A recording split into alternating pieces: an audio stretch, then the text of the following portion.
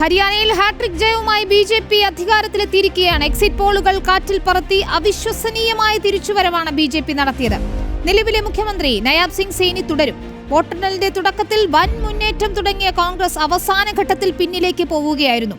ഹരിയാനയിൽ തിരിച്ചടി നേരിട്ടപ്പോൾ ഇന്ത്യ സഖ്യത്തിന് ഏറെ ആത്മവിശ്വാസം പകരുന്ന വിജയമാണ് ജമ്മു കാശ്മീരിലുണ്ടായത്. കോൺഗ്രസ് നാഷണൽ കോൺഫറൻസ് സഖ്യം 43 സീറ്റുകളുമായി അധികാരത്തിലെത്തി. नेशनल कॉन्फ्रेंस उपाध्यक्ष उमर अब्दुल्ला मुख्यमंत्रियागुम।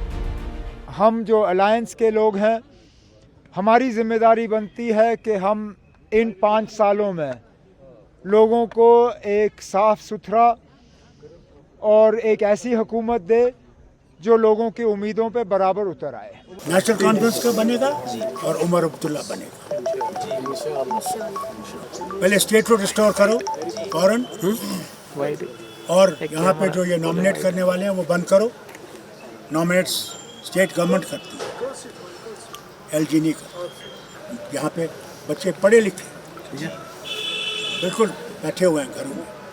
यहाँ ड्रग मैनेस आ गया है, उस ड्रग मैनेस को कैसे मुकाबला करेंगे वो करना है। महंगाई को दूर करना है, डेवलपमेंट करना है, टूरिज्म को कैसे बढ़ाएं उसको इंडस्ट्री देना है। ഹരിയാനയിൽ നിന്ന് PR സുനിലും ജമ്മു കാശ്മീരിൽ നിന്ന് ആദിൽ പാലോടും നൽകും വിവരങ്ങൾ. ആദ്യം ആദിൽ പാലോഡിലേക്ക്. അതിൽ വലിയ ആഘോഷമാണ് അവിടെ. ജമ്മു കാശ്മീരിൽ ഇന്ത്യ മുന്നണി അധികാരത്തിലേക്ക് എത്തുന്നു. നമ്മൾ കാണാം പ്രവർത്തകരുടെ ഒരു ആവേശം. ആദിലിനോടൊപ്പമുള്ള പ്രവർത്തകരുടെ ഒരു ആവേശം നമുക്ക് കാണാം. ഒമർ അബ്ദുള്ള മുഖ്യമന്ത്രി പദത്തിലേക്ക് എത്തുന്നു അല്ലേ? അതെ, ഉറപ്പായും വലിയ ആഘോഷവും ആരവവുമാണ് ഇവിടെയുള്ളവരിൽ നിന്ന് കാണുന്നത്. വലിയ ഒരു ആഘോഷം. അത് പ്രത്യേകിച്ച് നാഷണൽ കോൺഫറൻസ് പ്രതീക്ഷിച്ചതിലധികമുള്ള വിജയമാണ് നേടിയത്. हम बिल्कुल खुश हैं। हम तो बहुत ही खुश हैं।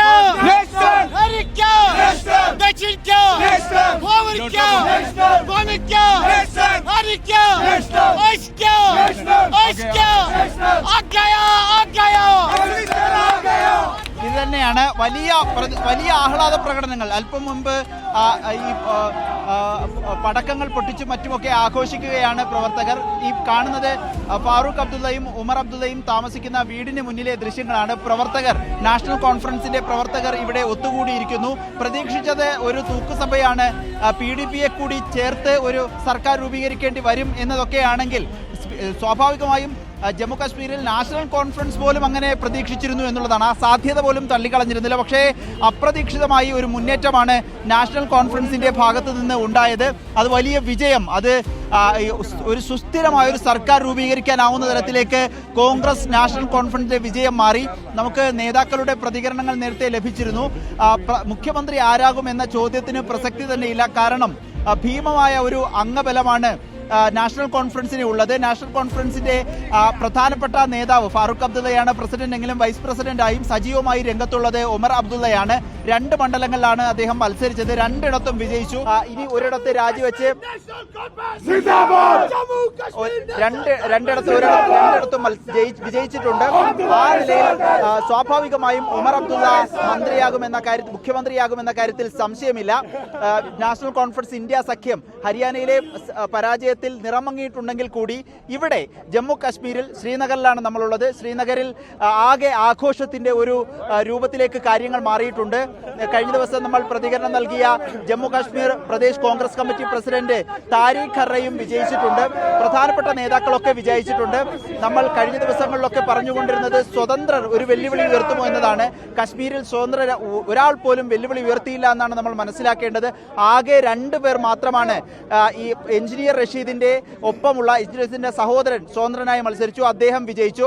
ഒപ്പം മറ്റൊരു സ്വതന്ത്രൻ മാത്രമാണ്, 2 പേർ മാത്രമാണ് 346 സ്വതന്ത്ര ആകെ മത്സരത്തിൽ കശ്മീരിൽ വിജയിച്ചത്.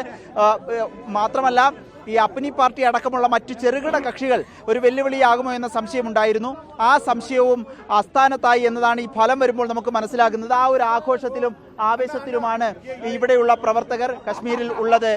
വിനീത, ശരി, ഇന്ത്യ മുന്നണി അധികാരത്തിലെത്തുകയാണ് ജമ്മു കാശ്മീരിൽ. ആ വിജയം ഇടതുപക്ഷത്തിന്റെ പ്രാധാന്യം വ്യക്തമാക്കുന്നതും CPM-ന് ആവേശം നൽകുന്നതുമാണെന്നാണ് മുഹമ്മദ് യൂസഫ് തരിഗാമി റിപ്പോർട്ടറിനോട് പറഞ്ഞത്. കന്യാകുമാരി മുതൽ ജമ്മു കാശ്മീർ വരെ ചെങ്കൊടി പാറുമെന്നും കുൽഗാമിൽ നിന്ന് തെരഞ്ഞെടുക്കപ്പെട്ട CPM നേതാവ് തരിഗാമി റിപ്പോർട്ടറിനോട് വ്യക്തമാക്കി. ജമ്മു കാശ്മീരിൽ CPM മന്ത്രിസ്ഥാനം ആവശ്യപ്പെടുമോ എന്ന ചോദ്യത്തിന് തീരുമാനത്തിനായി അല്പം കാത്തിരിക്കാമെന്നായിരുന്നു തരിഗാമിയുടെ മറുപടി. Kanyakumari from Kerala to Kashmir. We are here with the red flag and we march together. That's what the message is from Kashmir, that irrespective of the party affiliations here, there and all that, but the fact remains that BJP's authoritarian regime for the better future of the people of India, but it has a message, bigger message for the whole of the country, that a better future, a secular future, a future of togetherness. That is what is required today. You see, the question is not the ministry and all that. Whatever the assignment has been given by our people to represent them, we will try to. We will discuss it. We will decide it, and let's wait for a while.